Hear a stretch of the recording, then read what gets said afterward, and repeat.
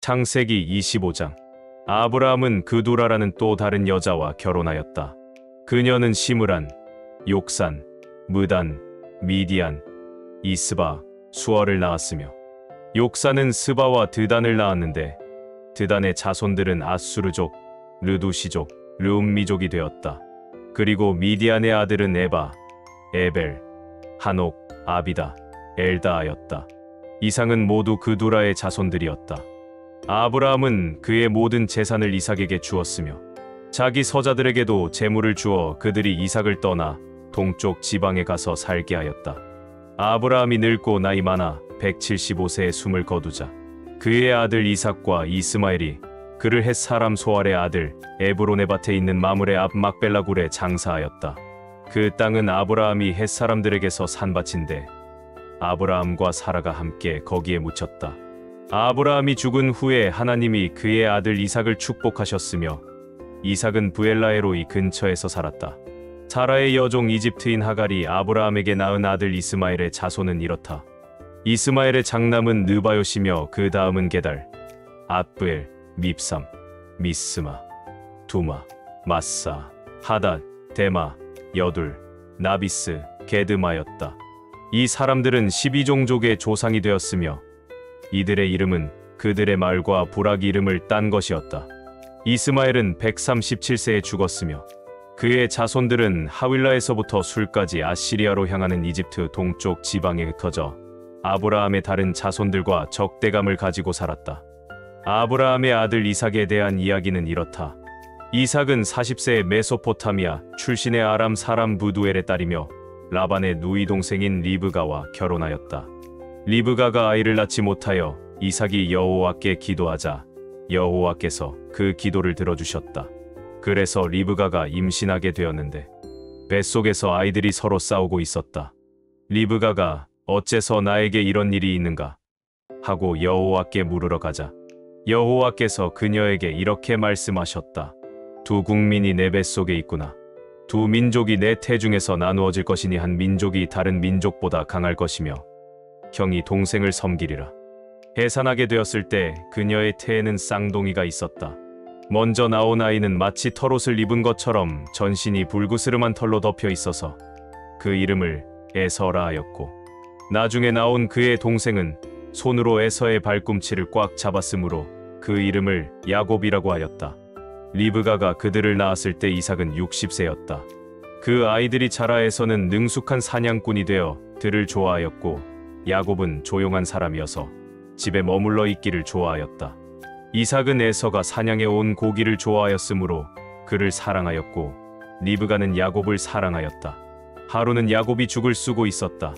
그런데 에서가 사냥을 하고 돌아와서 야곱에게 배가 고파 죽겠으니 그 붉은 죽을 좀 다오 하였다. 그래서 에서에게는 불타는 뜻을 지닌 에돔이라는 별명이 붙게 되었다. 이때 야곱이 먼저 형의 장자권을 나에게 파시오 하자 에서가 내가 죽게 되었는데 이 장자권이 무슨 소용이 있겠느냐? 하고 대답하였다. 그러나 야곱은 장자권을 다시 주장하지 않겠다고 나에게 맹세하시오 하였다. 그래서 에서는 야곱에게 맹세하고 장자권을 그에게 팔았다. 야곱이 에서에게 빵과 팥죽을 주자 에서는 먹고 마신 후에 일어나갔다. 그는 장자권을 가볍게 생각했던 것이다. 마태복음 24장. 예수님이 성전에서 나가실 때 제자들이 와서 예수님께 건물을 보이려고 하자 예수님이 그들에게 말씀하셨다. 내가 분명히 말해둔다. 너희가 보고 있는 이 건물이 돌아나도 제대로 얹혀 있지 않고 다 무너져 내릴 것이다. 예수님이 감람산에 올라 앉으셨을 때 제자들이 조용히 와서 물었다. 언제 이런 일이 일어나겠습니까? 또 주님이 오시고 세상이 끝날 때의 징조는 무엇입니까? 그래서 예수님은 제자들에게 이렇게 대답하셨다. 너희는 아무에게도 속지 않도록 주의하라. 많은 사람들이 내 이름으로 와서 내가 그리스도이다 하고 말하며 많은 사람을 속일 것이다. 또 난리와 전쟁 소문을 듣더라도 두려워하지 말아라. 그런 일이 반드시 일어나야 하지만 끝은 아직 아니다. 민족과 민족이, 나라와 나라가 서로 맞서 싸울 것이며 곳곳에 기근과 지진이 있을 것이다. 그러나 이 모든 것은 고통의 시작에 지나지 않는다. 그때에 너희는 사람들에게 잡혀 고통을 당하다가 죽을 것이며 나 때문에 모든 민족에게 미움을 받을 것이다. 또 많은 사람들이 믿음에서 떠나 서로 배반하고 서로 미워할 것이며 많은 거짓 예언자들이 일어나 많은 사람을 속일 것이다. 그리고 악이 점점 더함으로 많은 사람들의 사랑이 식어질 것이다. 그러나 끝까지 견디는 사람은 구원을 받을 것이다. 이 하늘나라의 기쁜 소식이 온 세계에 전파되어 모든 민족에게 증거가 될 것이니 그제서야 세상이 끝날 것이다.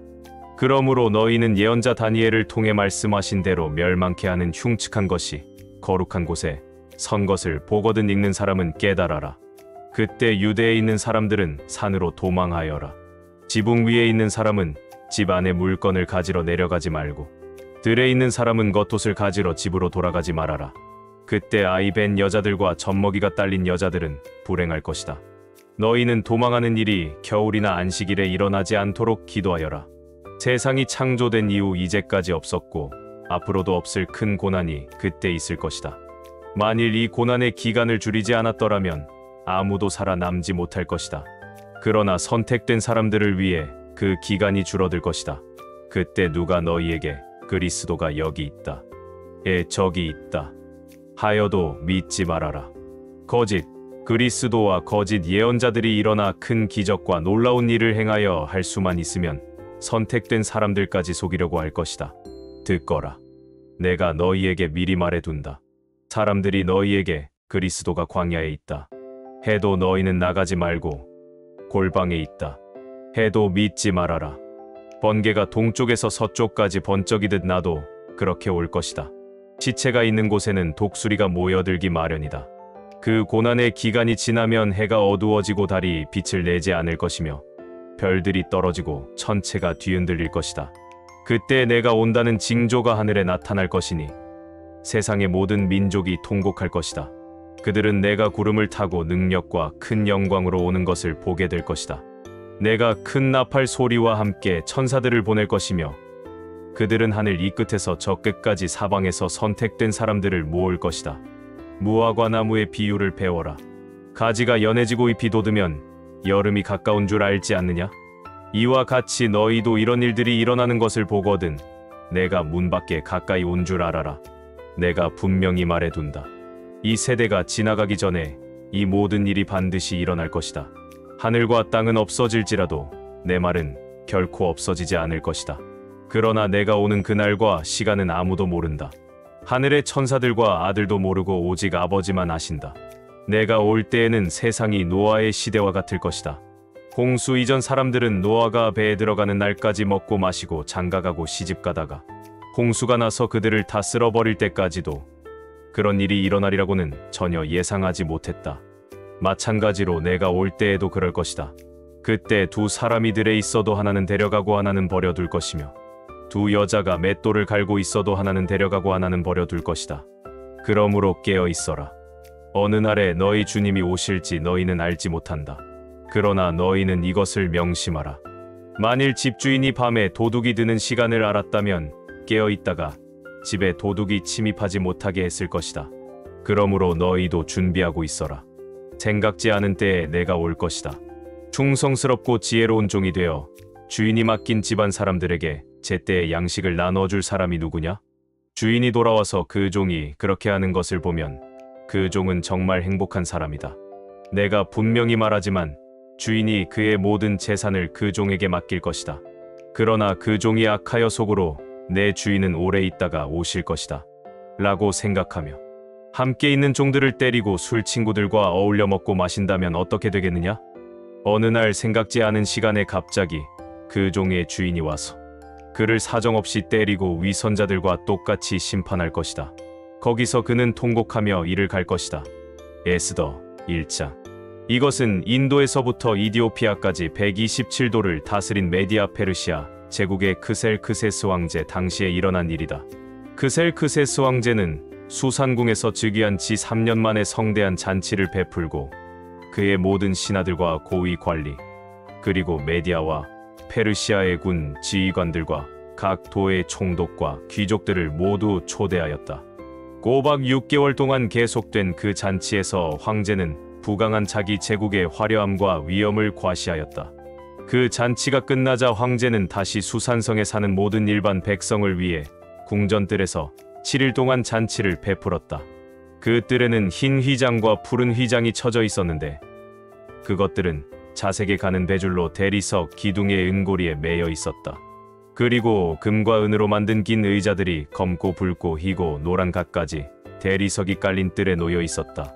황제는 황실의 술을 한없이 내놓아 모든 사람에게 모양이 각기 다른 금술잔으로 마시게 했으며 황실 관리에게 명령하여 손님들에게 술을 억지로 권하지 말고 자기들이 먹고 싶은 대로 자유롭게 마실 수 있도록 하였다. 한편 황후 와스디도 황실에 있는 여자들을 위해 잔치를 베풀었다. 잔치 마지막 날에 황제는 얼큰하게 취하자 기분이 좋아 그를 시중드는 7-4시 곧 무후만, 비스다, 하르보나, 빅다, 아작다, 세달, 가르가스를 불러 황후 와스디에게 면류관을 씌워 데려오라고 명령하였다. 이것은 황후가 아름다움으로 잔치에 모인 모든 사람들에게 그녀의 미모를 보이고 싶었기 때문이었다. 그러나 황후 와스디가 내시들의 말을 듣고 오기를 거절함으로 황제는 화가 나서 견딜 수 없었다. 이 당시에 황제는 법적인 문제에 대하여 전문가들에게 물어보는 것이 상례로 되어 있었다.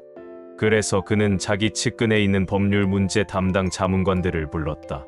그들은 가르스나, 세달, 아드마다, 다시스, 메레스, 마르스나, 무무간이었으며 이들 7사람은 메디아 페르시아 제국에서 가장 높은 지위를 가진 사람들이었다.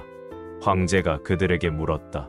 황후 와스디는 내시들을 통해 전한 이크셀크세스 황제의 명령에 복종하지 않았다. 이럴 경우 어떻게 하면 좋겠느냐? 법에서는 무엇이라고 규정하고 있느냐? 그러자 무무간이 대답하였다. 와스디 왕후는 황제에게만 잘못한 것이 아니라 황제께서 다스리시는 각도의 모든 귀족들과 백성들에게도 잘못하였습니다. 황후가 행한 일이 제국 안의 모든 부인들에게 알려지게 되면 그들이 자기 남편을 무시하며 크셀크세스 황제가 와스디 황후에게 오라고 명령해도 황후는 가지 않았어요. 하고 대꾸할 것입니다.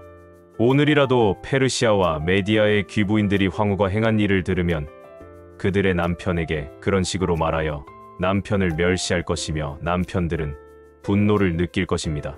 그러므로 황제 폐하께서 좋게 여기신다면 칙령을 내려 와스디를 다시는 황제 앞에 나타나지 못하게 하고 그것을 페르시아와 메디아의 국법으로 정하여 변경할 수 없게 하며 황후의 위를 그보다 나은 사람에게 주십시오. 황제의 칙령이 이 광대한 제국 곳곳에 발표되면 빈부 귀천을 막론하고 모든 부인들이 자기 남편을 존경할 것입니다. 황제와 그의 모든 자문관들이 이것을 좋게 여김으로 황제는 무무간의 조언에 따라 각각 민족의 언어로 모든 도의 칙령을 내려 모든 남편은 가장으로서의 권위를 가지고 자기 집안을 다스리라고 하였다. 사도행전 24장. 닷새 후 대제사장 아나니아가 몇몇 장로들과 더둘러라는 변호사와 함께 내려와 총독에게 바울을 고소하였다. 바울을 불러내자 더둘러가 고소의 이유를 총독에게 다음과 같이 설명하였다. 벨릭스 각하, 우리는 각하의 탁월한 지도력으로 오랫동안 평안을 누려왔습니다. 그리고 앞을 내다보는 각하의 선견지명으로 이 나라가 여러 가지로 개선되었습니다. 그래서 우리는 언제 어디서나 항상 각하께 감사하고 있습니다. 이제 각하를 피곤하게 하지 않고 간단하게 몇 말씀 드릴 테니 너그럽게 들어주시기 바랍니다. 이 사람은 전염병과 같은 존재로서 온 세계에 흩어져 사는 모든 유대인들을 선동하여 말썽을 일으키는 자이며 나사렛 이단의 두목입니다. 이 사람이 우리 성전까지 더럽히려고 하기에 우리가 붙잡았습니다. 우리는 그를 모세의 법대로 재판하려고 했으나 부대장 루시아가 강제로 뺏어가면서 각하께 직접 고소하라고 했습니다. 각하께서 직접 그를 신문해 보시면 우리가 그를 고소하는 이유를 아시게 될 것입니다. 그러자 유대인들도 한몫 거들며 이 모든 것이 사실이라고 주장하였다. 그때 총독이 고갯짓을 하여 바울에게 말하라고 하자 그는 이렇게 변명하였다. 각하께서 여러 해 동안 이 나라의 재판장으로 계시는 것을 알고 내가 오늘 기꺼이 변명하겠습니다. 각하께서도 조사해 보시면 아시겠지만 내가 예배드리려고 예루살렘에 올라온 지가 12일밖에 되지 않습니다. 저 사람들은 내가 성전이나 회당이나 시내 어느 곳에서 누구와 토론하거나 사람들을 선동하는 것을 보지 못했습니다. 지금 저들은 나를 고소하는 일에 대해서 아무런 증거를 제시할 수 없습니다. 그러나 내가 이것만은 각하께 시인합니다. 나는 이 사람들이 이단이라고 하는 예수님의 가르침을 따라 우리 조상의 하나님을 섬기며 율법과 예언서에 기록된 모든 것을 믿습니다. 또 이 사람들이 가진 하나님을 향한 희망을 나도 가졌는데 의로운 사람과 악한 사람이 다 부활하리라는 것이 바로 그것입니다. 그래서 나는 언제나 하나님과 사람 앞에서 깨끗한 양심으로 살려고 최선을 다하고 있습니다. 내가 여러 해 만에 내 민족에게 구제금을 전달하고 예물을 드리려고 예루살렘에 왔습니다. 내가 성전에서 정결 의식을 행하고 예물 드리는 것을 이들도 보았습니다. 그때는 선동할 군중도 없었고 전혀 소란스럽지도 않았으며 다만 아시아에서 온 몇몇 유대인들이 있었을 뿐입니다. 나에게 잘못이 있었다면 바로 그들이 여기 와서 고발했을 것입니다. 또 내가 의회 앞에 섰을 때 내게서 잘못한 것을 발견했다면 이 사람들에게 말해보라고 하십시오. 나는 그들 앞에 서서 죽은 사람의 부활에 대하여 내가 오늘 신문을 받습니다. 라고 외친 것밖에 없습니다. 벨릭스는 예수님의 가르침을 잘 알고 있었으므로 부대장 루시아가 오면 이 일을 처리하겠다고 말한 후 재판을 연기했다. 그는 장교를 불러 바울을 지키더라도 그에게 자유를 주고 친구들이 돕는 것을 막지 말라고 지시하였다. 며칠 후 벨릭스가 유대 여자인 아내 드루실라를 동반하고 와서 바울을 불러내어 그리스도 예수를 믿는 신앙에 대하여 들었다. 바울이 정의와 절제와 앞으로 있을 심판에 대하여 설명하자 벨릭스는 겁이 나서 이제 그만 가거라. 기회 있을 때 내가 다시 너를 부르겠다. 하고 말하였다. 그는 또 바울에게서 뇌물을 받으려는 속셈으로 그를 자주 불러내어 이야기를 나누곤 하였다. 그러나 벨릭스는 유대인들의 호감을 사려고 바울을 계속 가두어 두었다. 이렇게 2년이 지난 후에 벨릭스 총독의 후임으로 보르기오 베스도가 부임해 왔다.